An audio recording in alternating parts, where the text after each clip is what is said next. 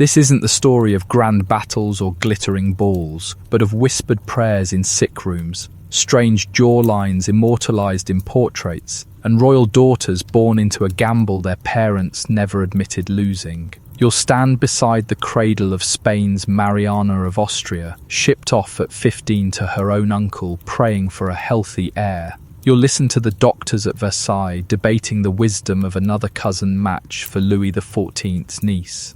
You'll walk the damp corridors of Vienna's Hofburg Palace as Empress Maria Theresa counts her children and the price of their alliances. We'll travel from Madrid to Vienna, from the Escorial's chilly chapels to the stuffy salons of the French Bourbons. We'll meet princesses whose Habsburg bloodlines twisted their faces and hopes alike. We'll note the merciless logic of dynastic strategy. Better to keep power in the family than let healthy common sense spoil it. Along the way, you might smile at the earnest doctors prescribing purgatives, or the priests insisting God favoured these unions. Even as the children emerge sickly and frail, we won't shout, we won't judge too loudly. Instead, we'll wander quietly, observing the odd mix of grandeur and decay. Because this is not about scandal, it's about patterns, about how generations of kings and queens chose bloodline over biology until the difference became hard to miss. So please, lie back, let the candlelight flicker in your mind's eye, feel the draft under the castle door, listen to the whisper of silk skirts, the clink of goblets, the rattling cough of a child no one wants to admit is dying. And as you drift, tell me in the comments where your wagam bois atching from, what hour of the night it is. You're among friends here, wandering old Europe together, wondering at its mistakes. Let's begin our slow tour through these royal nurseries and tombs. Let's see what inbreeding did, not in one dramatic moment but in quiet generations, to Europe's royal daughters. Dim the lights a little more. Let's drift. You stand in the cool, echoing halls of El Escorial, Spain's grim and magnificent royal monastery palace. Candlelight pools on the black and white marble floor, throwing long shadows of solemn monks and gold-framed portraits of kings who look strangely similar to one another. You run your fingers along the cold stone wall, pausing before a painting of Philip II. A heavy-lidded gaze, a thick lower lip, and that unmistakable Habsburg chin. It juts forward in proud defiance of anatomy. This chin wasn't simply a family trait. It was a warning label, centuries in the making. Philip II's parents were cousins, his grandparents were cousins, and so on. A dense tangle of alliances designed to keep Spain's sprawling empire from falling apart. But as you look at his stiff, regal pose, you suspect they knew something was wrong even then. You hear the hush of robed confessors as they step around you, muttering prayers for the souls of departed kings who couldn't produce healthy heirs. Philip II married 4 times. His son Don Carlos was so mentally unstable he had to be imprisoned by his own father, lest the crown pass to a man whose violence was matched only by his paranoia. You step closer to Don Carlos's portrait. His features are twisted, one shoulder higher than the other, eyes oddly uneven. Court whispers blamed demons, divine punishment, or simply ill humours. No one said inbreeding out loud. The air is cool here, almost damp, scented with old wax and incense. The monks have seen generation after generation arrive for burial, their tombs lined with black marble and brass. They polished the skulls of infant princes who never took the throne. You listen as your guide explains how this crypt is both a shrine and a family warning sign, the cost of keeping power pure. You imagine the silence that fell over the court each time another heir was born sickly, or not at all. Out sea, Spain's empire once stretched across oceans. Inside these walls, its royal family circled ever tighter around its own blood. You shift on the cold floor, feeling the weight of centuries pressing down. The candles flicker and gutter. You let your eyes close, just a little, wondering how many times they prayed the next child would be whole. And you leave the crypt slowly, the image of that jutting jaw following you like a ghost through the endless halls. You're walking now through the vast corridors of the Hofburg Palace in Vienna. The air smells of old wood polish and centuries of ambition. Tapestries flutter gently in the drafty halls, their woven scenes of battle and coronation growing faded with time. You pause at a portrait of Empress Maria Theresa, her face steady, her mouth firm. A ruler of iron will, she produced 16 children, each one a diplomatic bargaining chip. She watched them marry into the same handful of European dynasties again and again, weaving a tight net of Habsburg blood. You trail your fingers along a map showing these alliances, so many lines crisscrossing it they look like spider silk. You think about her favourite daughter, Marie Antoinette, sent to France as a teenage bride, teeth polished to hide the decay. Another cousin match, another united house. In these rooms, Maria Theresa wept over children dead from smallpox, but she never wept for her dynasty's strategy. Better cousins than strangers, better blood that's known, even if it's flawed. You stand by the great hearth, feeling its dying warmth, and listen for the ghosts of children running through the corridors. Some of them limped, some coughed blood, some never walked at all. Doctors offered purgatives, prayers, and even amulets. No one suggested marrying outside the family. The hush of these halls is deep, thick, the quiet of obedience and regret. The flickering candlelight makes the eyes in the portraits seem to follow you. You hear the dry voice of a tutor reciting Latin to a frail archduke who will not live to inherit anything. You turn slowly and leave the room, knowing the next generation will try the same marriages. It is hard to break a habit woven so tightly into survival. The door closes behind you with a soft click, leaving only the echo of your steps, the imagined laughter of children who never grew up, and the cold determination of a mother who refused to let her empire splinter, even if her family did. You find yourself in Madrid again, this time in a darkened royal nursery. The carved cradle gleams with gold leaf, incongruously grand for the tiny figure within.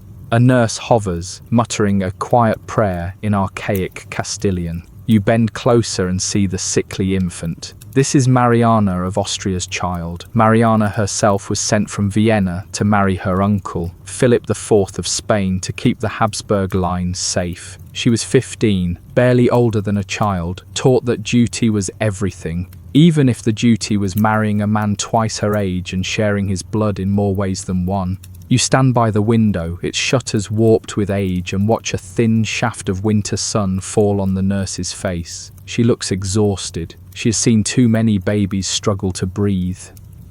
The air in the nursery is sour with the scent of boiled linens and fever. Outside, the Escorial looms, its black silhouette promising both heaven and a tomb. The doctor arrives, trailed by assistants in sombre black. He prods the infant with brisk detachment, nodding at Mariana, who stands pale and silent. They will prescribe purgatives, bleeding, a poultice of crushed pearls if they're feeling ambitious. None of it will work.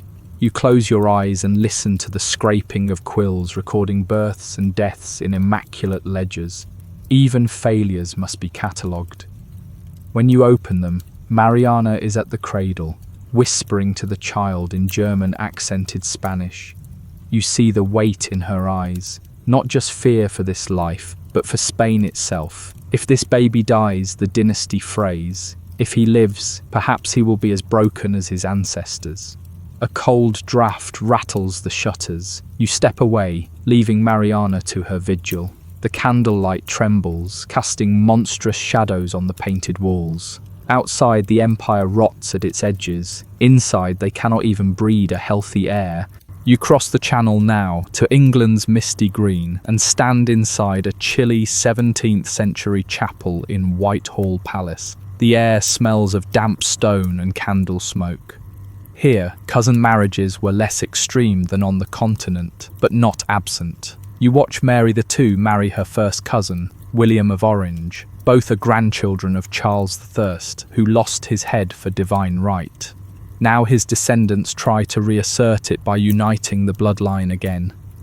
You stand behind the minister, listening to vows spoken in quavering voices. The royal family hoped this match would strengthen Protestant rule, shut out Catholic claimants, and prove the Stuart line still had teeth. But there's an unspoken worry in the hush. Will the children be healthy? You look at William, narrow face, sharp nose, dark circles under his eyes. Mary is taller, grave, her expression unreadable. They will rule together.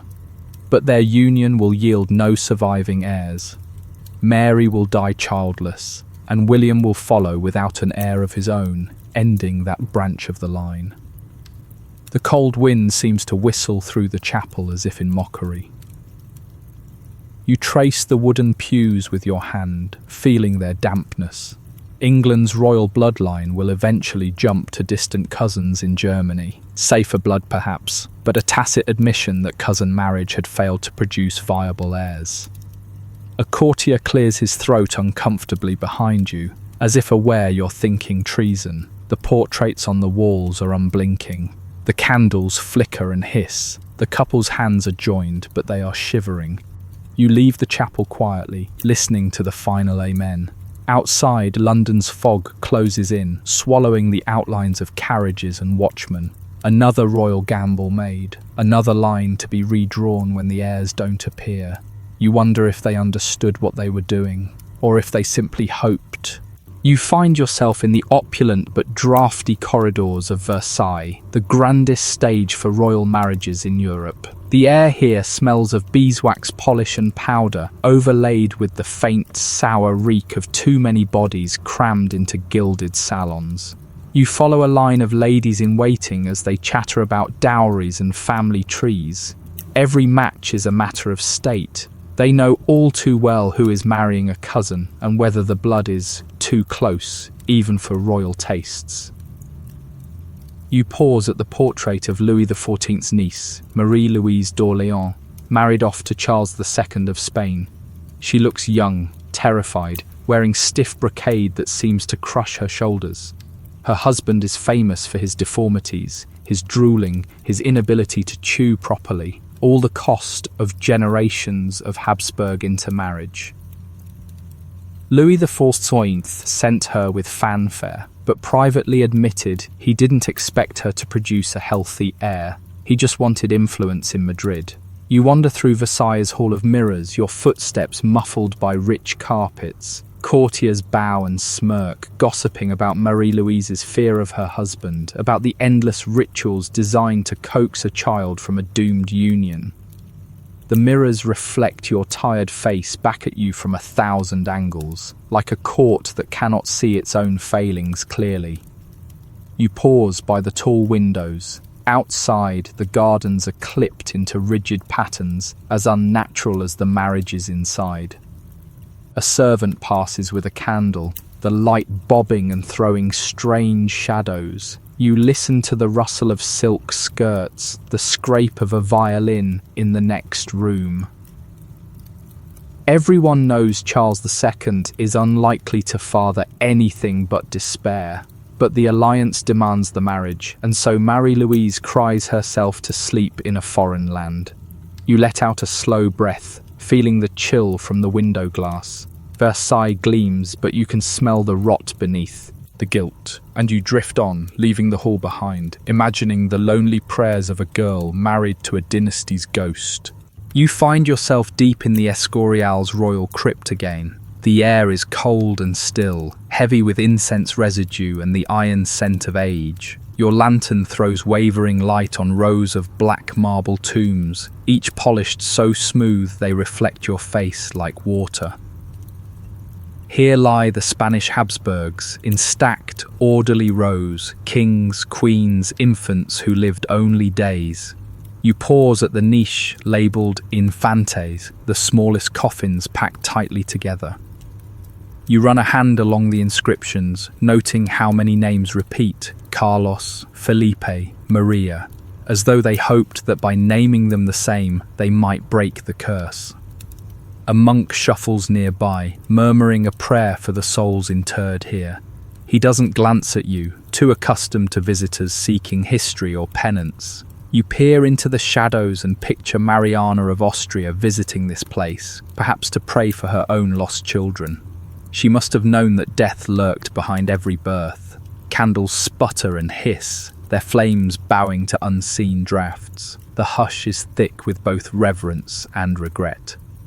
You hear the muffled echo of your own footsteps on the stone floor and imagine the whispers of courtiers debating alliances in the palace above. Did they discuss health or just lands and titles? They preferred to pray for healthy heirs rather than plan for them. You turn away, your eyes heavy. The cold settles into your bones as you exit slowly, feeling the crypt seal you out with a quiet finality. Above you, Spain continues its solemn ceremonies, promising stability while hiding its failing bloodlines under layers of black velvet and gold. You're standing in a small, dimly lit Viennese salon, the walls lined with portraits of Habsburg daughters. Their eyes follow you, serene, resigned. Some smiles are forced. You linger before the image of Maria Josepha, who married her first cousin, Joseph II. She bore no children. The court gossiped in polite, muffled tones about delicacy and health. Nearby, a governess leads two little archduchesses in stiff brocade gowns through their French lessons. The girls struggle with declensions, giggling nervously, unaware they'll one day be married off to cousins in distant courts. A doctor enters quietly, clutching his worn medical bag. He has come to examine yet another sickly child. He will recommend purges, bloodletting, maybe some opium to ease the cough. He does not mention inbreeding. The scent of pipe smoke, old books and lavender sachets hangs thick in the air. A servant pokes at the fire, trying to coax reluctant warmth from embers. You hear the Empress's voice in the next room, calmly discussing a new betrothal with an ambassador. She mentions dowries, alliances, bloodlines, never health. You lean back in an overstuffed chair, the brocade itchy against your neck, listening to the clock tick. Time seems syrupy here, as if trapped in endless repetitions of the same mistake. The portraits remain silent, unblinking witnesses to the cost of empire. You close your eyes, imagining the ache in a mother's heart as she sends a daughter away, knowing she may never return whole, or at all.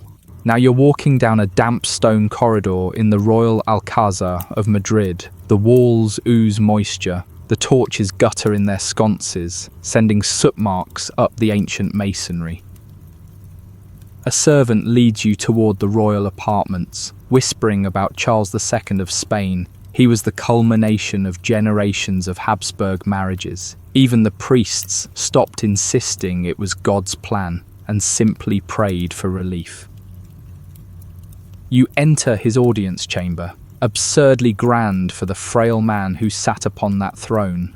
Tapestries depict triumphs Spain could no longer achieve. The air is stale, tinged with dust and old sweat. You see the chair where Charles II slumped, drooling slightly, unable to form clear speech. He could not chew solid food. His lower jaw jutted out so far his teeth didn't meet. A physician stands by the window writing notes with grave dignity about his sovereign's melancholia and weak constitution. You watch him pause, dip his quill, and carefully avoid the word inbreeding. The courtiers in attendance wear frozen masks of loyalty. No one dares name the truth. You hear a muffled cough in the corner. Another visitor? No, it's the echo of memory. The court always waited in strained silence for Charles to speak, understanding only half of what he tried to say. The room feels smaller as you breathe, heavy with expectation, disappointment, and that thick air of failure masked as ceremony. You turn away slowly, listening to your own footfalls. Even now, the palace seems to weep for the child king who was never truly allowed to be a child. You find yourself now in Turin, in the grand but chilly Palazzo Reale. The Savoy dynasty also toyed with cousin marriages, though they liked to point fingers at the Habsburgs for going too far. You enter a gilded salon, its fire burning low, throwing dancing shadows onto rococo walls. You pause at a portrait of Maria Adelaide of Savoy, married off at 12 to Louis, Duke of Burgundy, her cousin. She arrived at Versailles a child bride, nervous, homesick, and instructed to bear heirs quickly. The French courtiers smirked at her accent and manners. You can almost hear the rustle of her skirts as she runs from mocking laughter, retreating to a draughty room perfumed with dying flowers and damp wool. Her husband was reportedly kind to her as far as royal matches went, but both were frail. They produced children, yes, but disease swept them away. Their surviving son would become Louis XV. You step into the antechamber and see ladies in waiting playing cards, gossiping in whispers about which cousin match would be next. Their faces glow in the candlelight, but the flickering reveals sly smiles and cold calculation. The physician arrives to check on the princess's cough, recommending wine and a little mercury. He bows gravely, collecting his fee. You feel the chill settle on your shoulders as you stand by the tall windows. Outside, the gardens lie in regimented lines. Inside, so do the family trees. You listen for her sobs in the night and hear only the wind. You're in Vienna again, the Hofburg's private chapel this time. The cold stone walls amplify the sound of your steps. A thick scent of incense lingers, as though prayers alone could repair bloodlines. Here, Maria Theresa knelt countless times, pleading for her children's safety. 16 she bore, some frail, some robust, all crucial to her dynastic plans. You stand beside the worn velvet kneeler, running your fingers over the impressions left by decades of use. You imagine her fervent whispering. She wasn't blind to the risks. She knew cousin marriages weakened her line, but alliances demanded them. The flickering votive candles make the gilded icons glow like embers. Christ's mournful eyes seem to ask why any mother would barter her children so. You hear the creak of the confessional door. A priest coughs delicately, pretending he doesn't see her tears. She confesses fears, not sins. The empire depends on her womb. Outside, the court buzzes with arrangements. Archduchesses are betrothed before they can read properly. Archdukes study Latin while coughing blood. You walk slowly down the aisle, your fingers grazing the carved pews. The hush is deep. As you exit, you see the ledger of births and deaths open on a side table, the entries in a careful hand. Each line a hope, each line, too often, an ending. You leave quietly, letting the thick wooden door swing shut behind you. The sound echoes like finality. You find yourself wandering through the echoing galleries of the Louvre, long before it was a museum. The court of France once held its breath here, shivering in damp, drafty halls as negotiations unfolded. You pause at a window and look out over a misty Seine. A servant approaches, candle in hand, beckoning you to a private chamber where Anne of Austria, queen to Louis XIII, waits. She was herself a Habsburg princess, sent from Spain to cement alliance with France. You enter quietly. She sits in a high-backed chair, her lace veil pulled forward to hide tears. Louis XIII is distant, cold, obsessed with politics and prayer. It took them 23 years to produce an heir. The physicians blamed melancholia, humours, even witchcraft. They recommended herbs, bleeding, enforced bed rest, and fervent prayer. No one would admit their cousin match might have contributed to their troubles. You watch as a confessor murmurs Latin beside her. She clutches a rosary with fingers that tremble. She knows the stakes. France needs a son.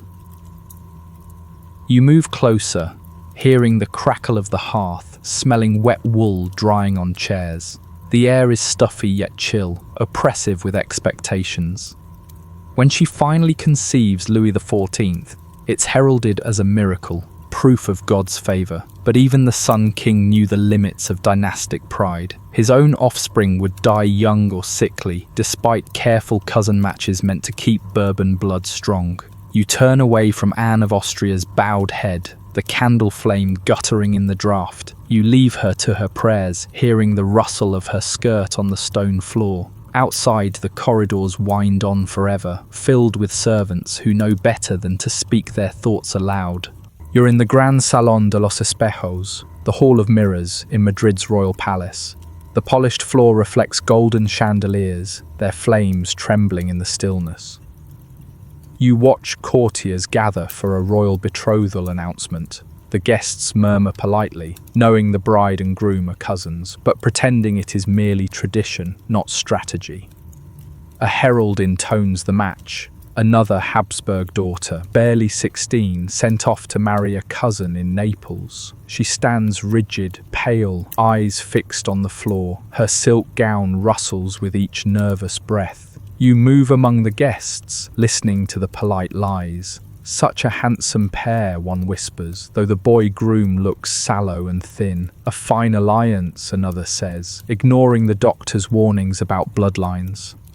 The girl's mother stands nearby, dabbing at her eyes with lace. Not from joy, from resignation. She knows what these marriages cost. The air is thick with perfume, trying to mask sweat and fear. A court musician strikes up a minuet, the notes oddly hollow in this grand space. You watch the couple move stiffly through their first dance, bound by duty more than music. You slip away as the applause starts, finding a quiet corner near a marble statue. The candlelight pools at its base, throwing monstrous shadows against the wall. You close your eyes, letting the music and whispers fade, leaving only the slow beat of your heart, imagining how many daughters prayed for another fate and found none. You stand now in a small, overheated bedchamber in Vienna. The fire roars too hot in the hearth, casting an orange glow over pale, sweating faces. Archduchess Maria Anna of Austria labours in her bed, sheets twisted, her mother watching anxiously from the corner. The midwife moves quietly, but her frown deepens. The baby is not coming easily. You hold your breath as the cries rise and fall. The room smells of blood, candle wax and lavender sachets meant to disguise the scent of fear. Finally, the child emerges, limp, silent at first. The midwife rubs its back furiously until a thin wail rises. A girl. You see Maria Theresa's eyes close in relief and regret. A living child, but another daughter, another pawn for marriage negotiations. The doctor hovers, recommending rest and broth, but soon he will be asked about betrothals. Which cousin is suitable? Which alliance best cements the empire? You shift uncomfortably by the window. The frost patterns on the glass seem to mimic the twisting, closed loops of the Habsburg family tree. Outside, the city sleeps under a blanket of snow. Carriages crunch over cobblestones, ferrying news to ambassadors. Another birth, another life to be bartered. You leave the room quietly, letting the latch click shut behind you, muffling the new baby's thin, uncertain cry. You're in Lisbon now, inside the faded grandeur of the Ribeira Palace. Portugal's royal family prided itself on its own heritage, but they too shared cousins with Spain. You move through a hall lined with azure tiles depicting mythic sea battles, their colours dulled by centuries of smoke and salt air. You pause before a portrait of Catherine of Braganza, sent to England to marry Charles II. She looks solemn, almost frightened. Her dowry was vast, her bloodline prestigious, but the couple shared ancestral ties that made the English uneasy. She failed to produce an heir, despite endless prayers, pilgrimages, and physicians who recommended exotic cures from across the empire. Charles kept mistresses who bore him many children, but Catherine endured miscarriages and stillbirths alone. You listen for her sobs in the darkened bedchamber, muffled by heavy drapes and protocol. The courtiers whispered about witchcraft, about foreign blood, about God's judgment. Few dared admit that the royal houses of Europe had intermarried so thoroughly that fertility itself had become a gamble. You feel the ocean breeze sneaking through the palace's warped shutters. It carries the scent of salt and decay. Outside, the Tagus River gleams in moonlight, wide and indifferent. Empires rise and fall, alliances shift, but behind closed doors, queens weep into their pillows for children who never drew breath. You turn away from the window, leaving the royal bedchamber in silence. You're walking now through the candlelit cloisters of the monastery of San Lorenzo de El Escorial, trailing your fingers along the cold, rough-hewn stone. It is late. The hush is absolute, broken only by the soft shuffle of a passing monk. He nods solemnly and moves on. You enter a side chapel lit by guttering candles. Here, a marble effigy of a queen lies in eternal repose, hands clasped, eyes closed in carved serenity. The inscription reveals her as Margaret of Austria, wife to Philip III of Spain, his cousin. They said she was pious, devout, bearing child after child to secure the dynasty. Many died in infancy, others lived but inherited that ever-thickening bloodline. You sit on a hard wooden pew, listening to the wind howl outside like a lost soul. The monks chant softly in Latin, their voices merging with the soughing draught. You imagine Margaret praying here, her whispered pleas absorbed by unfeeling stone. She would have known the risks, seen the coffins, heard the physicians lie politely about delicate constitutions. The scent of old wax and damp stone fills your lungs. It is a holy place, but also a tomb. You close your eyes, feeling the chill sink in, knowing this pattern will repeat for generations. When you stand and leave, your footsteps echo in the vast emptiness. You pause at the door, look back at the silent effigy, and wonder if she found any peace at all. You find yourself in the stifling warmth of a late summer evening at the Schönbrunn Palace in Vienna. The air smells of roses turning brown on the bush and the faint sour tang of horse manure from the distant stables. Inside, the grand hall is hushed. You hear the polite scrape of a diplomat's shoe on the marble floor as Maria Theresa's advisors finalize another marriage contract. You watch her seated at a table piled with maps and genealogies, her quill scratching decisively. A daughter promised to Naples, another to Parma, yet another to France. The names blur, but the goal is clear. Bind Europe in knots of Habsburg blood. A clerk coughs discreetly, glancing nervously at a line of ancestry that loops back on itself too neatly. He says nothing. Better not to mention it. You move to the tall windows and look out on the manicured gardens, hedges clipped with military precision, everything ordered, controlled, even love. Behind you, a physician waits with quiet resignation to examine the next princess before her betrothal. They'll check her teeth, her posture, her lungs. They will not ask about the family tree. You can almost hear the Empress's dry voice. Duty before happiness, empire before health. Candles gutter in the breeze from the window. You watch one burn low, its wax puddling on the polished floor. You leave the room slowly, the hush closing in behind you like a tomb. You're in Paris now, the Palais Royal alive with late-night chatter and the soft clinking of crystal. But you slip away from the grand salon into a narrow passageway lined with portraits of young princesses sent off to Spain or Naples or Parma. Their painted eyes follow you, luminous but weary.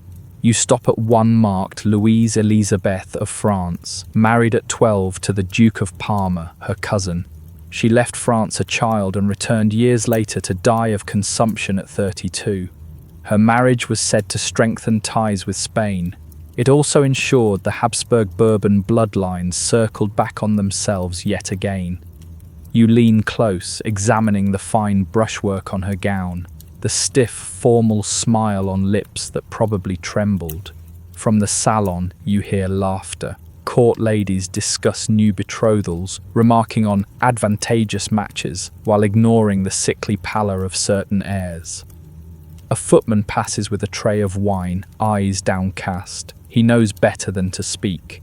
You run your fingers along the gilded frame and feel the chill of cold logic. France and Spain waged wars over dynastic claims, then married their children to settle them, caring little for the human cost. You back away from the portrait, leaving the silent gallery to its parade of doomed hopes. You find yourself on the winding stone stair of a Portuguese convent, candle in hand as dusk deepens to night. The wind outside rattles the ancient shutters. This is where Maria Barbara of Portugal prayed before leaving for Madrid to marry Ferdinand VI of Spain. They were cousins. It was naturally considered a wise match. You enter her former chamber, austere but spotlessly clean. A small wooden crucifix hangs over a narrow bed. You imagine her there, kneeling, whispering prayers in breathless Portuguese. Did she ask God to spare any children she might have? Their marriage was solemn and by some accounts affectionate, but it remained childless. Courtiers whispered politely about the Lord's will, about melancholia, about delicate health. No one dared utter inbreeding in the royal chapel. You walk to the tiny window and look out over the convent courtyard, the flagstones slick with evening dew. The wind carries the briny scent of the Atlantic. Below, a nun in black moves between the cloisters, lantern swinging. You watch her pause to cross herself in the gloom. You imagine Maria Barbara doing the same, knowing she would never hold a child of her own, knowing her dynasty would have to look elsewhere for heirs. The candle flickers in your hand, casting your shadow on the bare stone wall. You let out a slow breath and turn to leave, the sound of your footsteps muffled in the hush of old prayers. You're in Naples now, in the faded grandeur of the royal palace. The air is heavy with the smell of damp plaster and old roses wilting in their vases. You walk through a hall lined with portraits of Bourbon princesses. One catches your eye, Maria Carolina of Austria, sister to Marie Antoinette. She was married to Ferdinand IV of Naples, her cousin. You step closer, inspecting the details of her dress, its impossible embroidery of gold and sea green silk. She looks regal, commanding, but her eyes seem watchful, almost nervous. She produced many children, filling the Bourbon line in Naples with heirs, but even she could not avoid the shadow of shared blood. Some of her offspring died young, others were sickly. You hear a faint cough from a distant chamber. The court physicians wander these halls like priests of a failing faith. They prescribe leeches, purgatives, and pilgrimages. A servant scurries by with bedding to be boiled. The air smells of vinegar and lye. You pause by an open window. The Bay of Naples lies beyond, glittering under a cold moon, uncaring. Inside, alliances were brokered over a mother's pain. Maria Carolina was a shrewd politician, but she couldn't outmaneuver biology. You stand quietly, listening to the hush deepen, feeling the weight of obligation press on your shoulders like the heavy velvet of her court robes. You find yourself in Madrid's royal palace once more, but this time in the royal chapel. High vaulted ceilings swallow your footsteps in hollow echoes. Golden candelabras throw trembling light on the carved altarpiece where saints stare down with solemn eyes. You settle onto a hard wooden bench. This is where Mariana of Austria prayed for her son, Charles II. The priests intoned Latin masses for his health, surrounded by incense so thick it made courtiers cough. You listen to the silence between prayers, feeling its weight. She married her uncle, bore him children and watched them die or fail. Charles II survived barely. His reign was a slow-motion disaster that drained Spain of resources and dignity. Yet here, in this chapel, no one discussed why. They prayed louder. You imagine the soft clink of rosary beads, the muffled sobs behind a fan. A monk shuffles past you, head bowed, muttering a prayer that might be for the dead, or for Spain itself. You stand and approach the altar. The gilt is peeling in places, the marble floor worn from centuries of royal knees. You run a hand along the cool surface, feeling the dents and scratches left by desperation. Outside, Madrid roars with life. In here, it is always twilight, always waiting for a miracle that never came. You let the hush fill you, accepting its heavy comfort before you turn slowly to leave. You're in the grand old Hofburg again, but tonight you find yourself in the imperial nursery. The air is thick with the scent of warm milk and beeswax polish. A fire crackles in the grate, trying to fight off the Viennese chill. You stand at the foot of an ornate cradle, its sides carved with cherubs. A governess hums a lullaby in soft German, trying to calm a fretful infant archduchess.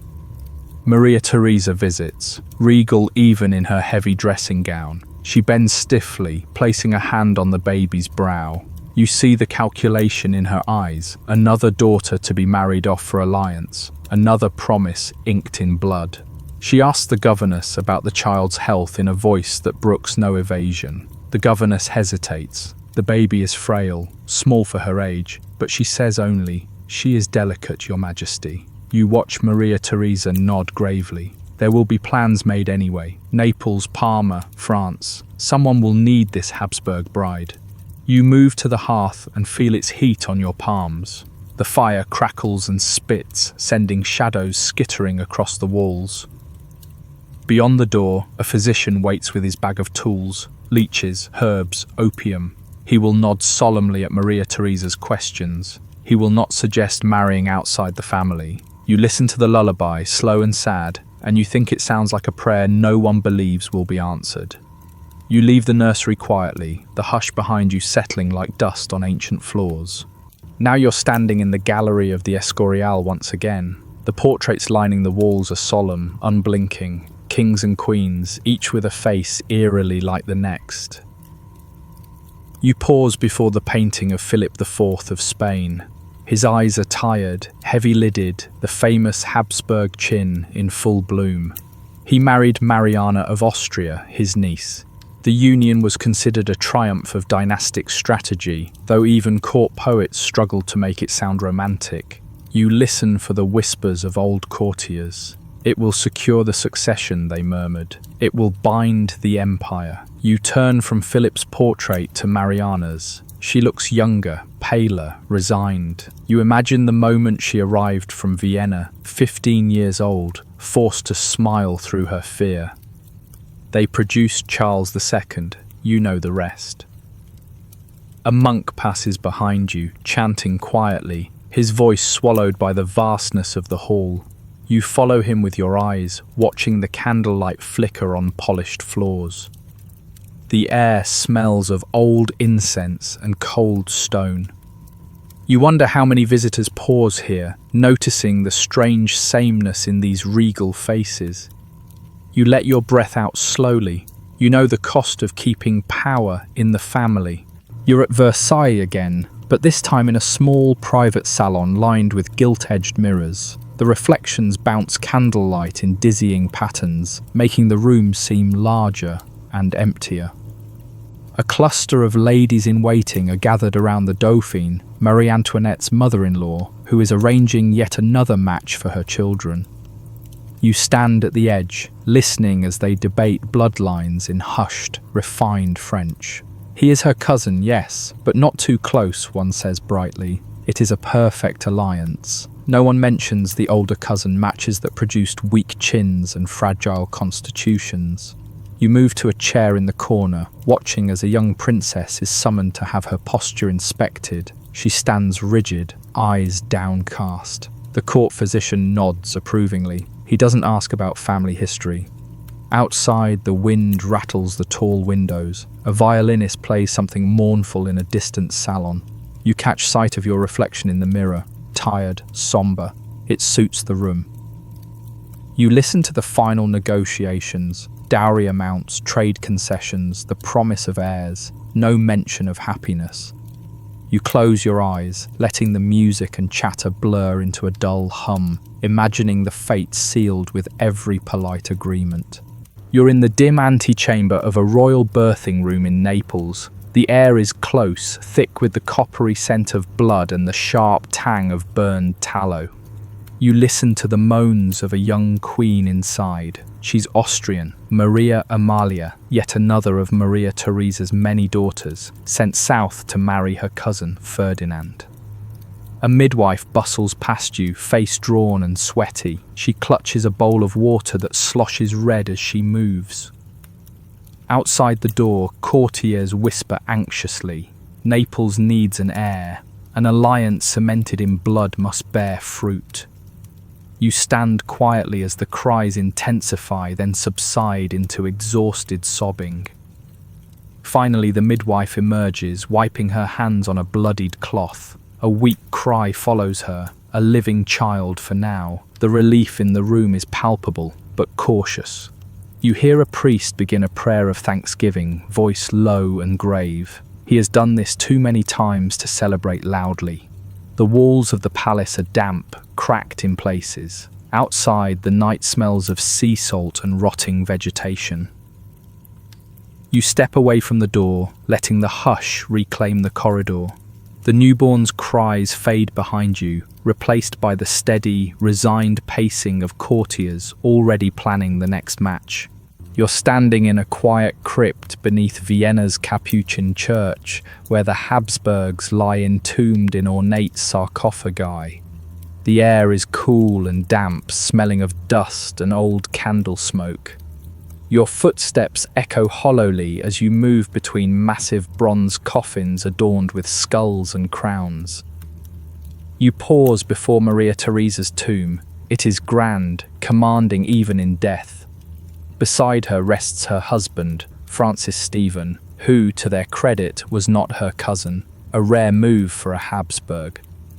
But you know the truth. Most of their children married back into the family tree, their bloodlines looping tighter, like vines strangling their own roots. You listen to the drip of water somewhere in the dark. A flickering votive casts strange shadows on cold stone. You wonder how many times Maria Theresa visited crypts like this in life, saying quiet farewells to small coffins carried in by monks. You run your hand along the sarcophagus's engraved crest. It feels sharp and cold under your fingers. You close your eyes, hearing the slow chant of long-dead friars, the rustle of mourning gowns, the quiet weeping that no politics could silence. You leave slowly, steps deliberate, letting the hush of the tomb settle in your bones, knowing these mistakes were buried with them, but not forgotten. You're back in Spain now, walking the cool, echoing halls of the royal palace in Madrid at dawn. Pale light filters through tall windows, glinting off polished floors worn smooth by centuries of careful steps. You pause outside the royal apartments once occupied by Mariana of Austria. A maid emerges quietly, arms full of folded linens, eyes cast down. She does not speak as she passes you, but you hear her breath catch. Inside, you see the bed where Mariana bore child after child, hoping for a strong heir. Most died. The surviving one was Charles II. You stand at the hearth, watching smoke curl from the dying embers. The room smells of lavender and old sickness. A court physician whispers to an attendant about melancholia, the king's delicacy, carefully avoiding the word that everyone knows, inbreeding. You listen for Charles's halting speech, the stories of his convulsions, his prayers to exorcists who promised to drive out demons that were only his ancestors' choices made flesh. The portraits on the walls seem to watch you, their faces stiff with dignity that failed to hide the truth. You turn away slowly, hearing your own footsteps, the hush as heavy as brocade. Outside, Madrid wakes up. But here, it feels as though it never truly left the night. You're in the Hofburg's imperial dining room now, Vienna's winter pressing cold fingers against the frosted windows. A banquet is being prepared. Servants bustle in silence, laying out heavy silver, arranging elaborate sugar sculptures of Habsburg crests. You stand by the grand hearth, feeling little heat from its sullen embers. A steward recites the seating plan in hushed German, careful not to place the wrong cousin next to another. Alliances within alliances, even at dinner. You watch portraits of archdukes and archduchesses on the walls. Their features blur into a single repeated face, heavy jaw, pale eyes, proud bearing. Maria Theresa's voice echoes in your memory, her cold demand for obedience from her many children, 16 born, 11 surviving, most married off to cousins, cementing alliances that would later crumble in blood and revolution. You smell roasted game, rich and heavy, mingling with candle smoke. You imagine the strained politeness at the table as family discuss treaties while ignoring coughs, fevers, the slow wasting that haunted too many heirs. A servant sneezes into his sleeve, apologizing profusely. Even disease feels polite here. You move to the window, pressing your hand to the cold glass, watching Vienna glow under snow and torchlight. Inside, the hush is heavy with duty. You find yourself in the hushed gloom of a Spanish cathedral. High arches soar into darkness. Incense clings to the cold air like a memory that refuses to leave. You walk slowly up the aisle, your footsteps muffled on the worn stone. Candles gutter in side chapels, lighting statues of saints with sorrowful eyes. This is where royal families knelt, praying for healthy children. Monarchs who had married cousins because that was the duty, the strategy. You imagine Philip II here, lips moving silently, praying for an heir with strength. He had married his niece Anna of Austria. Their son, Don Carlos, was said to be unstable, violent. He died mysteriously in his 20s, rumours of madness trailing him like a funeral shroud. You pause at a side altar, running your fingers over the cool marble. The Latin inscriptions promise salvation, but say nothing about the price of dynastic purity. The wind moans through a cracked window pane. You shiver, pulling your cloak closer. A priest moves past, robes whispering. He nods, acknowledging your silent prayer for understanding. You close your eyes, listening to the hush settle around you, thick with unspoken truths. When you leave, the candles keep burning, their small flames fighting back the dark with stubborn dignity. You're at the Royal Alcazar in Seville, wandering through its tiled courtyards. The air is cool, fragrant with orange blossom and wet stone. Fountains burble gently, their sound masking the whispered secrets of centuries.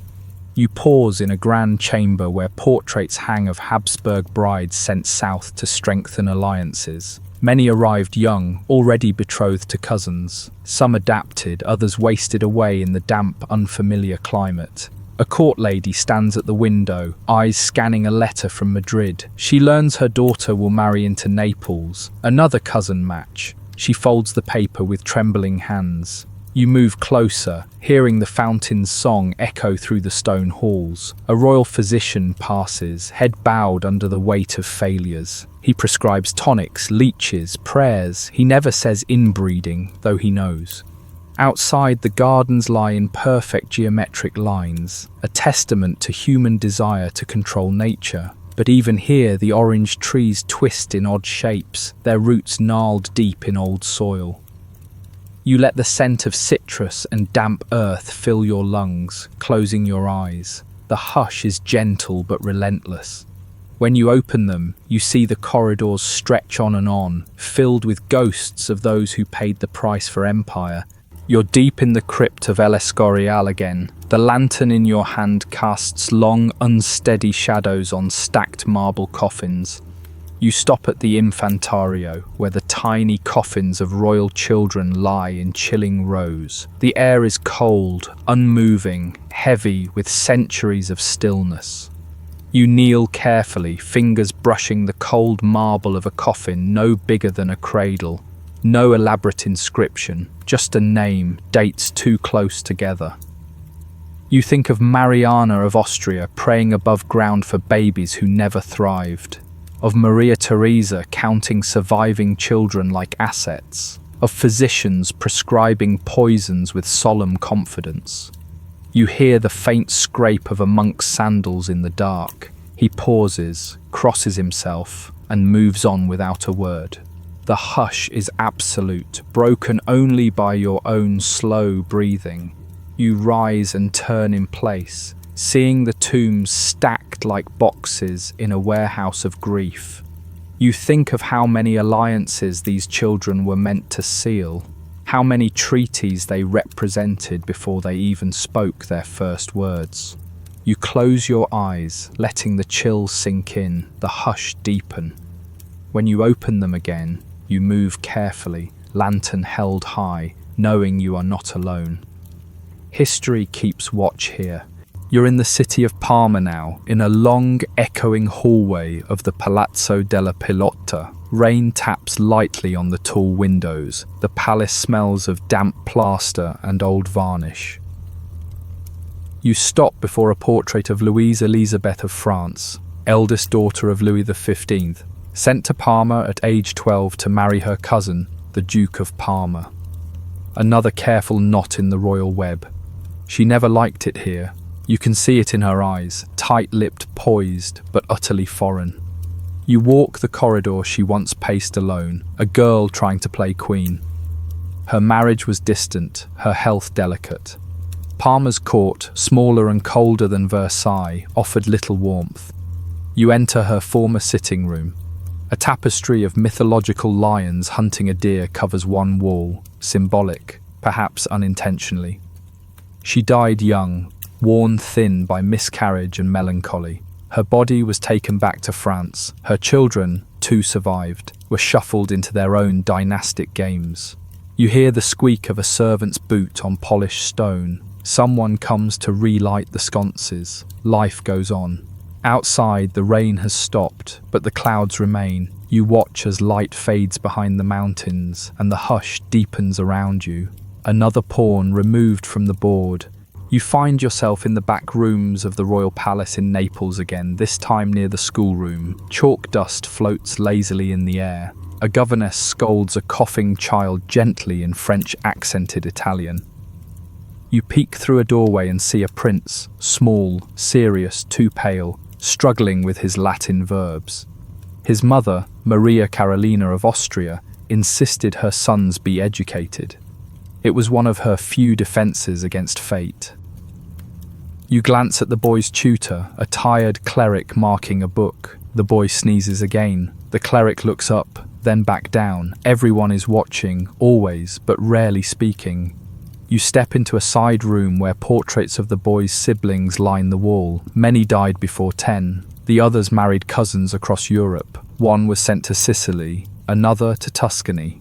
A servant wipes dust from a globe. You note how small Europe looks, how close all these kingdoms sit. No wonder the bloodlines tangled. You pause beside the child's lesson book. His handwriting is careful, as though each word might buy him another year. Outside, bells ring in the distance. You feel the weight of too much planning on too little flesh. You leave the schoolroom quietly, the boy's cough echoing faintly down the corridor behind you.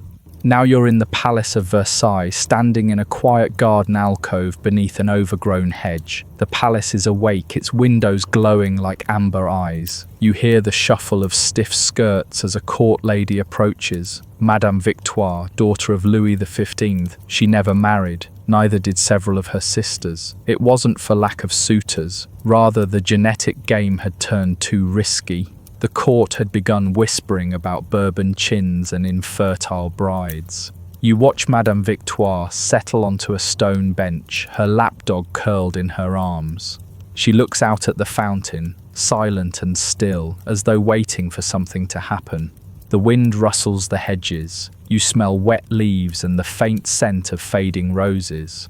One sister married a cousin in Spain, died young. Another went to Parma, sickly. The others remained here, slowly aging in gilded salons, their names fading behind their father's shadow. You hear soft laughter from the palace beyond the garden, a new princess preparing for her wedding. The cycle continues. You glance back at Madame Victoire, her face calm but unreadable. Did she ever wish for a different life, or was she relieved to escape the dynastic roulette? The garden is damp, the stone cold beneath your fingers. You stay a moment longer, then slip back toward the golden halls, leaving the stillness intact.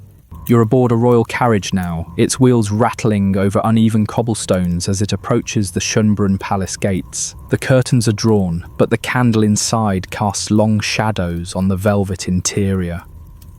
Across from you sits Archduchess Maria Clementina of Austria. She's 16, pale and quiet. She's being sent to Naples to marry her cousin, the future Francis I of the 2 Sicilies. She fidgets with her gloves. You can almost hear her thoughts. Will he be kind? Will I live through childbirth? Will I die in a city where no one speaks my language? The carriage lurches. She clutches a prayer book, its pages worn. Her mother, Maria Theresa's daughter, told her to be brave. All girls of the blood must serve the crown. The road winds through quiet countryside. You catch glimpses of frozen fields and dark trees. The air smells of leather, candle wax, and fear. At last, the gates of Schönbrunn appear. You disembark beside her, walking through the towering entryway, your footsteps loud on the stone. Inside, servants bow low. Musicians rehearse for the farewell banquet. You watch Clementina smile politely, nod, do her duty. Later, you will read that she died at 24 of tuberculosis after several miscarriages. You stand by a pillar as guests toast her voyage. No one speaks of genetics, only of loyalty. You're in a musty royal archive now, deep beneath the Hofburg. Wooden drawers stretch endlessly in all directions. Dust motes dance in slanting light. A clerk shows you a fragile scroll, yellowed, brittle. It lists a royal marriage contract from 1738. The handwriting is precise, the language dry. You scan the names: Maria Anna, Charles of Lorraine, cousins. You open another drawer, more contracts, more cousins. The pattern repeats with numbing regularity. Austria to Spain, Bourbon to Bourbon, Savoy to Habsburg. The clerk watches silently as you turn pages. He says nothing. He doesn't need to. The evidence is in the paper. You find a side ledger, birth records, columns of names. Next to them, stillborn, died age 2, feeble, unfit for command. Your hand hovers over one entry. Juan Carlos, born blue, did not cry. You let the drawer slide shut. The wooden groan sounds almost like a sigh. Outside, Vienna bustles with modern life. But here, in the stillness, you feel the pulse of centuries, the weight of choices made on parchment, written in ink but paid for in bone. You blow gently on the scroll before returning it to its drawer. Dust stirs. You leave the archive in silence, letting the door creak shut behind you. You're standing in the audience chamber of the royal palace of Turin, where the House of Savoy plotted its dynastic marriages. The room is chill despite the grand hearth. Tapestries depicting classical triumphs hang heavy on the walls. A courtier murmurs to you about the upcoming match. Maria Adelaide of Savoy is to wed her cousin, Louis, Duke of Burgundy. France needs an alliance to shore up its northern borders. You follow as he leads you into a side room where Maria Adelaide is being fitted for her bridal gown. She stands stock still as seamstresses pin lace, the scent of beeswax and dye heavy in the air. Her eyes flit to you for a moment, wide, uncertain. She is only 12.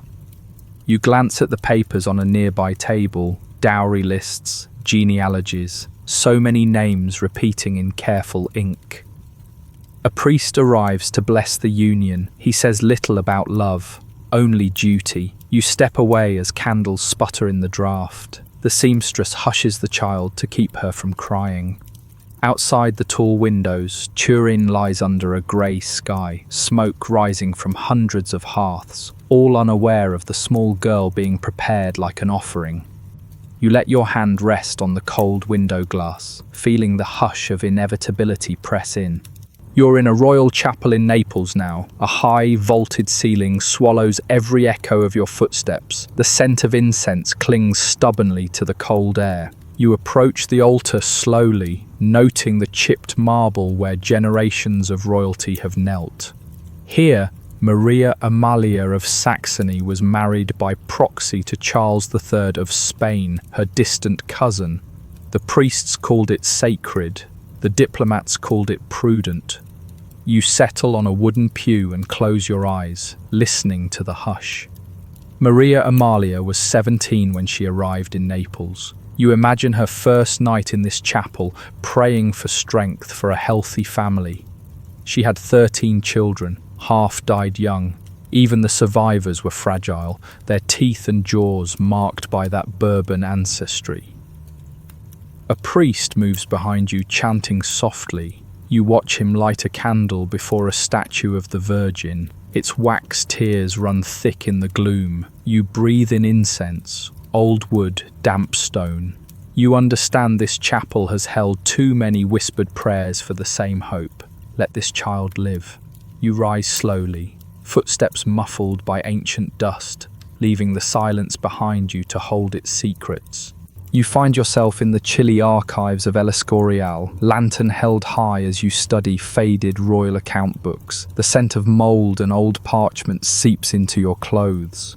You run a finger down a careful ledger, expenses for the Infanta's wedding trousseau, silk, lace, silver combs. Another line, fee for midwives and apothecaries. You turn the page, a cold note, funeral arrangements for Infanta Maria, no age given.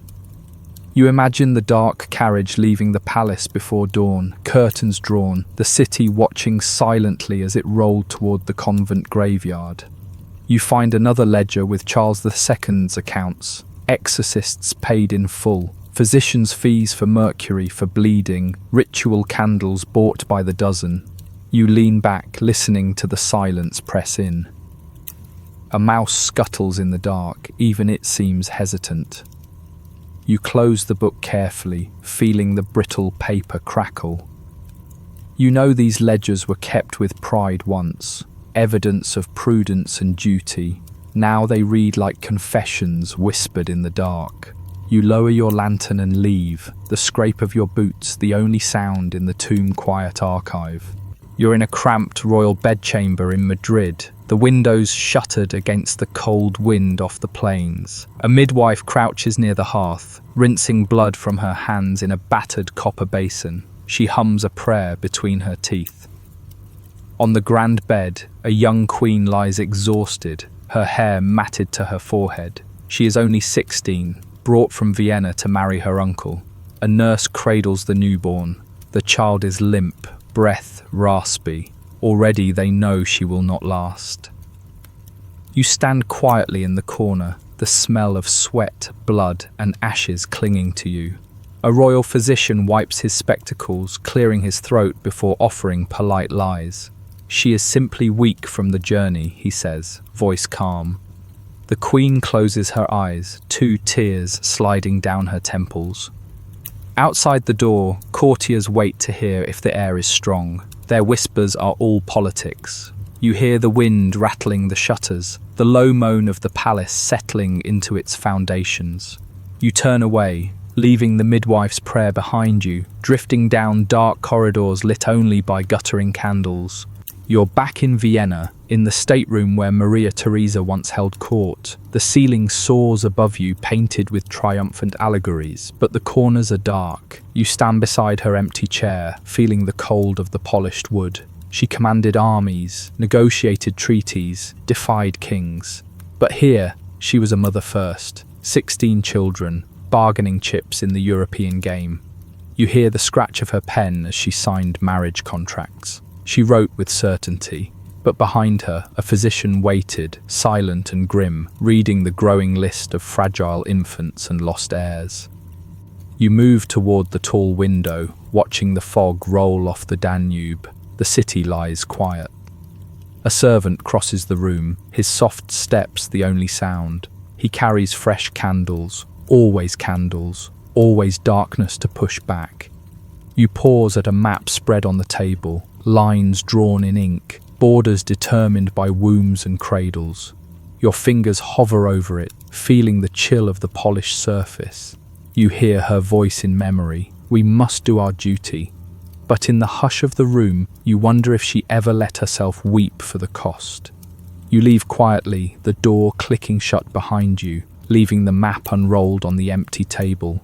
You find yourself in the low, vaulted corridors of the royal palace of Naples. The walls are cool to the touch, plastered in pale colours gone dull with age.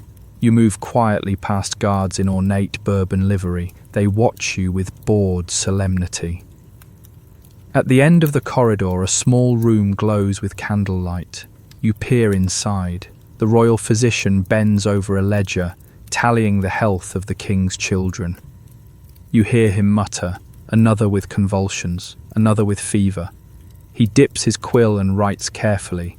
The ink blot spreads like a bruise on the page. You see Maria Carolina of Austria standing by the window, her face pale but determined. She argues in a low voice with an advisor. "We must find a strong match for this one," she says, gesturing to the list of surviving children. They don't mention the cousins already intermarried into the family, the Habsburg jaw, the fragile lungs. You move closer, watching the candle gutter. The flame wavers, throwing huge shadows on the cracked plaster. Outside you hear Naples itself, a raucous living city, uncaring about dynasties. Vendors call out, horses clatter on cobblestones. But here in this quiet room, power is measured in bloodlines and whispered fears. You back away carefully, leaving them to their hushed planning. Now you're in Madrid's royal stables, but it's quieter than you expect. The smell of hay and manure is familiar, grounding. You hear the soft huff of a horse shifting in its stall. A young infanta stands by a sleek black mare. She strokes its flank absently, lost in thought. Her dress is too fine for the dirt floor, but no one dares scold her. You move closer, hearing her whisper in careful Spanish. "They say he is my cousin. I must marry him." The stable master coughs discreetly and busies himself with tack and harness. She rests her forehead against the horse's warm neck, closing her eyes. You see the marriage contract in your mind's eye, signed in ink, binding kingdoms together at the cost of a child's future. A footman waits outside the door, holding her riding gloves. He doesn't speak. You catch a breeze through the stable's slats, the scent of grass and approaching rain. It feels honest in a way the palace rarely does. The girl straightens, smoothing her skirts, and walks out without another word. You stand alone for a moment longer, listening to the horse snort and stamp. Then you follow her out into the grey light. You're standing in a chilly side chapel at the Hofburg in Vienna. The smell of old wax and cold stone seeps into your bones. A priest murmurs prayers over a small coffin, one of Maria Theresa's many lost grandchildren. You step quietly into the back, pressing against the wall to stay out of the way. The priest's voice is steady but tired. He's done this before, too many times. The mother stands near the altar, black veil over her face. You hear the catch in her breath. Her husband rests a stiff hand on her shoulder but doesn't speak. No one says inbreeding. No one blames the family tree that loops like a snare. You glance at the carved stone saints watching blankly from alcoves. Their eyes seem to hold all the secrets no one will say aloud. A single candle flickers violently in a draught. The priest shields it with his hand. You listen as the prayers end. The silence after is absolute. Slowly the parents turn away, their footfalls hollow on the ancient floor. You remain behind a moment longer, hearing the hush settle like dust, feeling the weight of centuries pressing you to silence. Then you turn and slip out, letting the cold wind bite your cheeks as you emerge into the courtyard. Now you're in the royal palace of Lisbon. The air is warm but stale, the corridors too quiet in the afternoon heat. You wander into a salon where portraits hang in heavy gold frames, queens from Austria, Spain, France. Their eyes all seem to follow you. You pause at one of Maria Barbara of Portugal, sent to Madrid to marry Ferdinand VI, another cousin. You study her powdered face, the careful pose. She played her role, learned Spanish, was dutiful. She had no surviving children.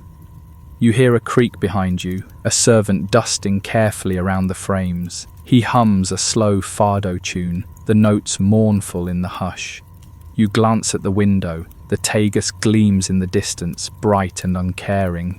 The servant's voice breaks the silence just enough to remind you how human all this was. You imagine Maria Barbara looking out that window before leaving Portugal forever, wondering if she would be loved, if she would live long enough to matter. You exhale slowly. The scent of furniture polish and old roses hangs heavy in the air. You leave the salon quietly, letting the hush settle back behind you, the servant's soft song fading. You're deep in the crypt of the Capuchin Church in Vienna once more. The lantern's light casts giant shadows on the stacked bronze coffins, their surfaces carved with skulls, crowns, and Latin prayers. You move slowly between them, reading names etched in cold metal. Maria Theresa, Francis Stephen, their children, their children's children. The same names repeating: Charles, Maria, Joseph, over and over. You kneel beside one smaller sarcophagus, brushing dust from its crest. The dates confirm it, a child dead before 10. You listen to the silence. It is vast here, oppressive, yet gentle too, like a blanket laid over painful truths. You hear the drip of water in some unseen drain. Your breath feels loud. You think of the elaborate plans drawn in candlelight upstairs, the contracts signed, the alliances forged. You think of the infants laid here instead of on thrones. You stand slowly, joints creaking like the old hinges on the crypt doors. You place your palm on a cold bronze coffin in silent acknowledgement. Then you turn, letting the hush swallow your steps, leaving the dead to keep their solemn watch forever. You're in the Royal Library at the Escorial, the walls lined floor to ceiling with dark, gleaming shelves. Dust motes swirl lazily in the shafts of sunlight slicing through narrow windows. You run your fingers along the spines of ancient volumes, genealogies, legal codes, marriage contracts. You pull one free. It creaks in protest. The pages are thick, written in looping Spanish script. You read the careful record of Charles II's ancestry. Generation after generation of uncles and nieces, cousins and cousins. You turn a page. A note in the margin from a royal scribe. Ensure purity of blood. You close your eyes, breathing in the smell of old vellum, candle smoke and mildew. At a long table, a monk copies another page. He does not look up. This is routine, sacred duty. You set the book down gently and listen. The hush is absolute but not empty. It's filled with whispered secrets. You stand slowly, smoothing your clothes, and step toward the door. Outside the library, the hall is cold, lined with portraits whose eyes seem to follow you with quiet accusation. You bow your head, acknowledging them, and move on.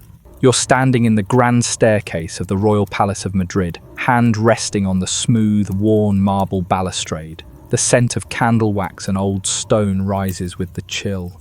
You hear hushed voices below, ladies in waiting gossiping about a new Austrian bride. She is only 15. She barely speaks Spanish. You descend slowly, listening to their carefully polite cruelty. She is too pale, too frail. But the match is advantageous. You pause on a landing, studying a massive tapestry depicting a royal wedding. Silk threads glint in the dim light. You see the bride's downcast eyes, the groom's stiff formality. The priest in the woven scene holds up his hand in blessing, but his face is unreadable. You brush your fingers over the tapestry's surface. It feels brittle, like old skin.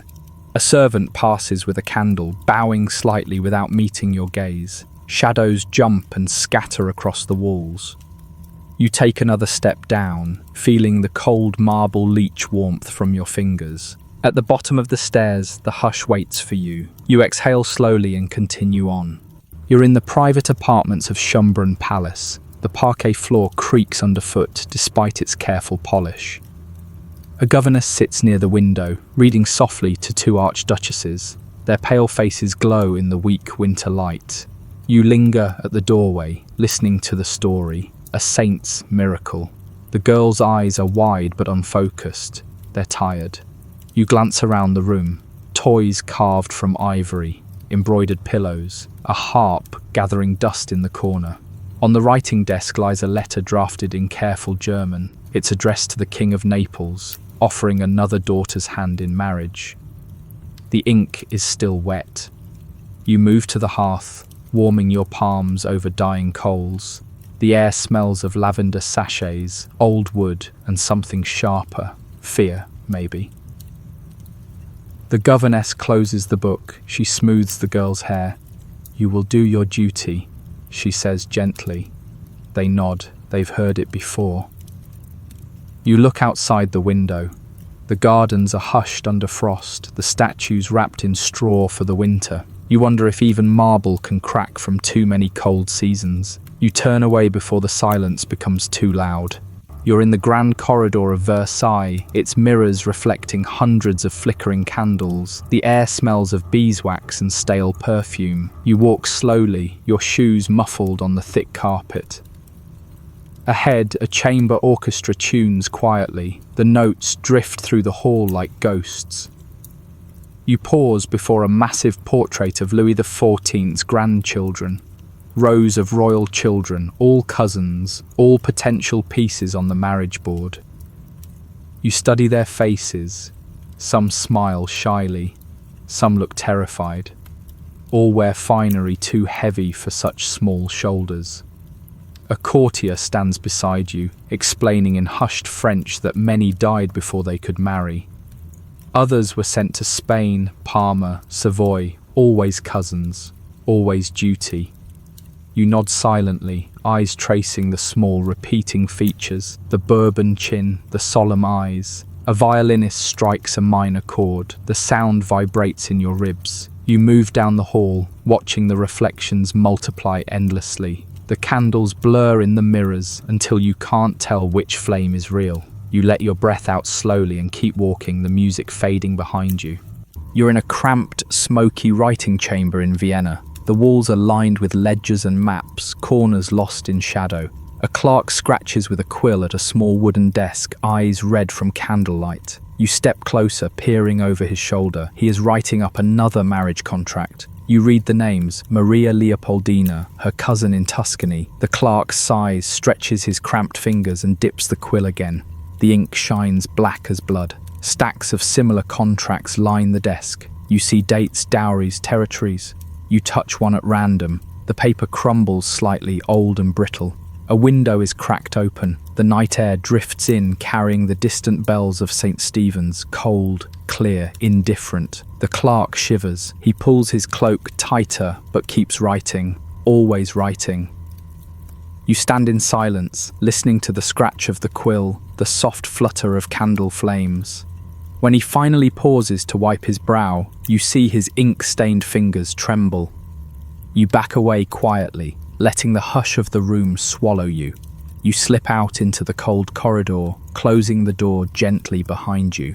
You're walking through a royal nursery in the Alcazar of Madrid. The air is damp, the walls thick and cold even in spring. A carved cradle sits in the center of the room. Its silk lining is faded, its gold trim dulled. A nursemaid stands beside it, humming a lullaby with no one to hear it. She wipes her eyes on her sleeve when she thinks you're not looking. You peer into the cradle, empty, but you see the records in your mind's eye, infant after infant, delivered too early, too sickly. A physician's notes lie on a side table, recommend cool baths, prayers, purges. You run your fingers over the brittle parchment. The ink has bled into strange shapes over time. Outside the shuttered window, you hear distant church bells, a reminder that life and death share the same city. You turn to see portraits lining the walls, mothers with careful, resigned smiles, babies in stiff gowns, eyes wide with confusion. The nurse stops humming when you look at her. She bows her head and steps back. You leave quietly, the hush in the nursery pressing on your chest like a weight. You're in the throne room of the Royal Palace of Naples. The ceilings arch impossibly high, frescoes of gods and heroes smirking down at you.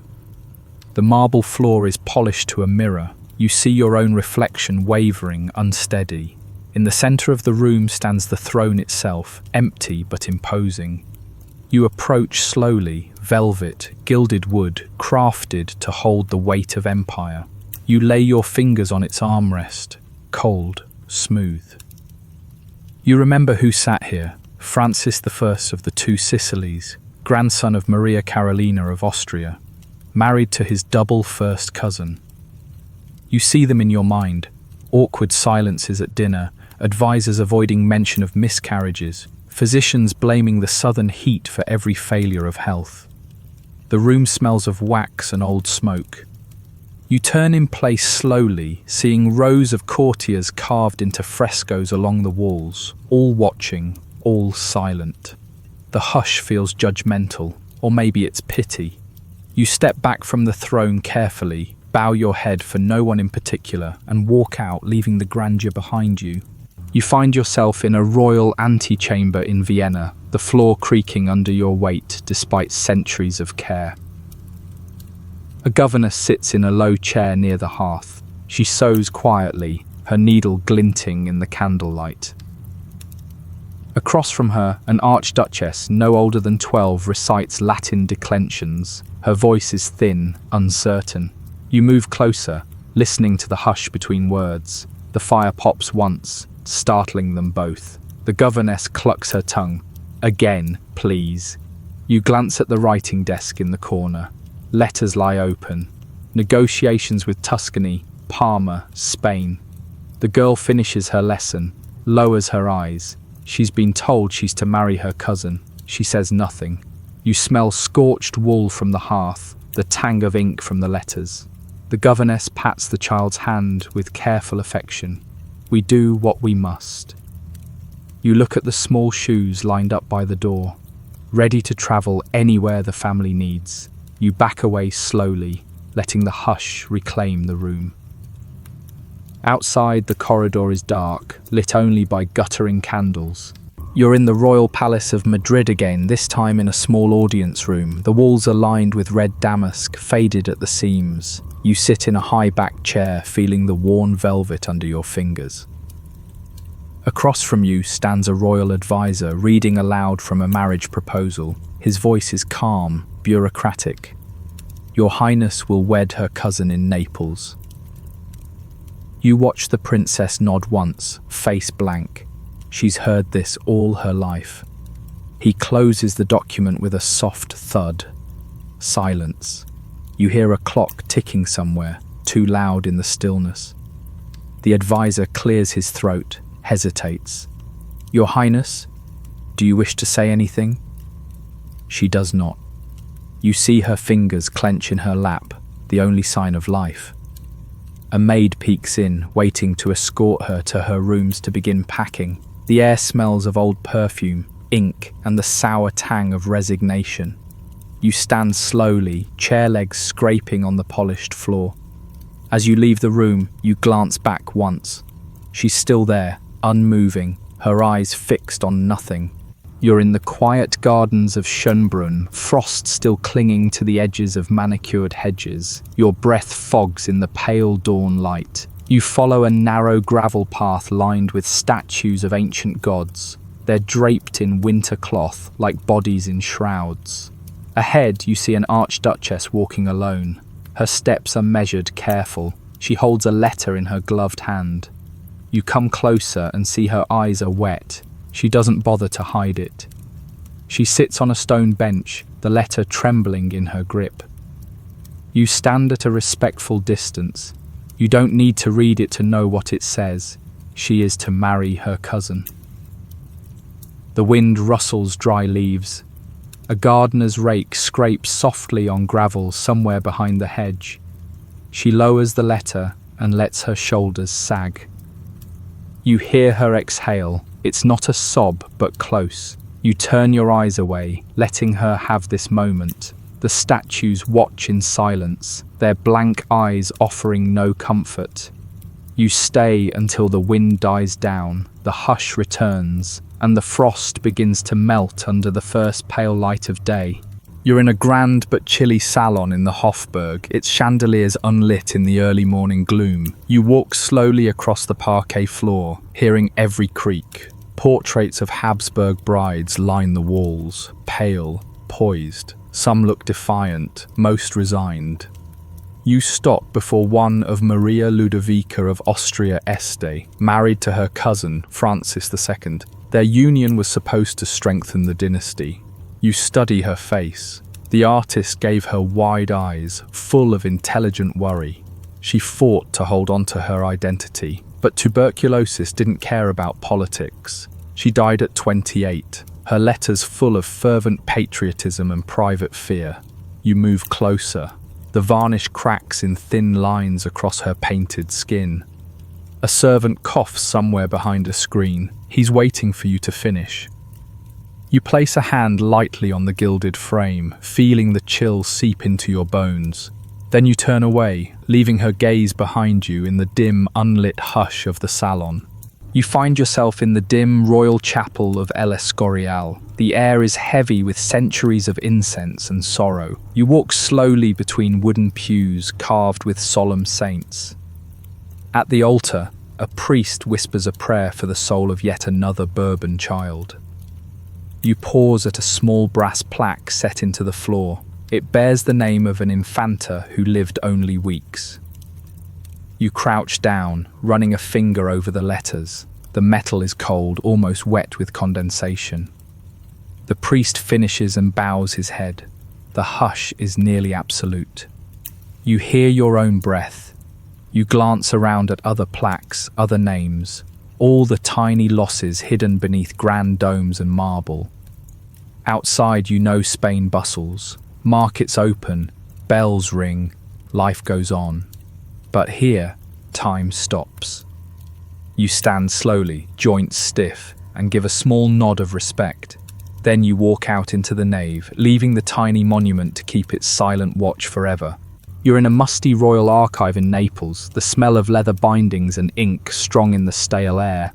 A single lamp burns on a long table, casting narrow shadows. You approach a stack of family trees, unfurled like maps of fate. You trace the lines with a fingertip. So many loops, so many repeated names. You find a note in the margin. Suitable match. You snort softly. The understatement is almost funny. Nearby, a clerk dozes over an open ledger, quill still in hand. Ink has blotted the page into a small black lake.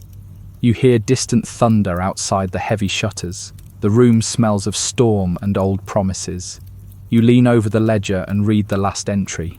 Expenses, midwives, funeral candles. You close the book gently, careful not to wake the clerk. You straighten, stretching your back. The hush presses in, full of secrets no one wants to speak. You turn for the door, the old hinges whining like a complaint. Outside, the corridor waits, dark and endless. You're in the dim drawing room of a minor palace in Parma, firelight throwing restless shadows onto faded tapestries. A young duchess sits near the hearth, reading a letter by candlelight. You see her lips move silently, practicing her new title in Italian. She married her cousin last year. She rubs at her temple, exhausted. The fire pops and spits. On the side table, a small silver rattle lies untouched. You move closer and see the letter is from her mother in France, full of gentle admonishments. Be pleasing, bear heirs, make peace. You smell smoke and old lavender in the heavy drapes. She lowers the letter, eyes shining, but she doesn't cry.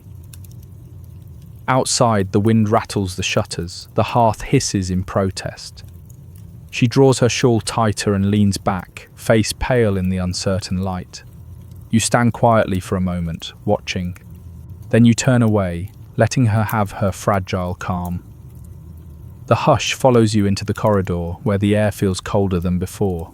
You're in the crypt beneath Vienna's Capuchin church one final time. The lantern's light trembles on old bronze coffins stacked like drawers of history. You walk slowly, your steps muffled on the cool stone floor. You run your fingers over familiar names. Maria Theresa, Francis Stephen, their endless descendants. Each coffin is ornately carved, wreaths, crowns, skulls. You pause before a child-sized one. No elaborate symbols here, just a small brass plaque. You crouch, listening to the silence press in. In your mind, you hear the prayers once whispered here. Spare the next child, make them strong. You stand slowly, feeling joints complain, the cold sinking into your clothes. You glance around, so many hopes reduced to quiet metal boxes. You hear water dripping somewhere far off. Your lantern gutters. The flame nearly dies, then flares again, stubborn. You take one last look. Then you turn for the narrow stairs, letting the hush close behind you like a door. Outside, Vienna waits in the fog, indifferent but alive. You inhale deeply, exhaling the crypt's heavy air, and step forward into the cold dawn.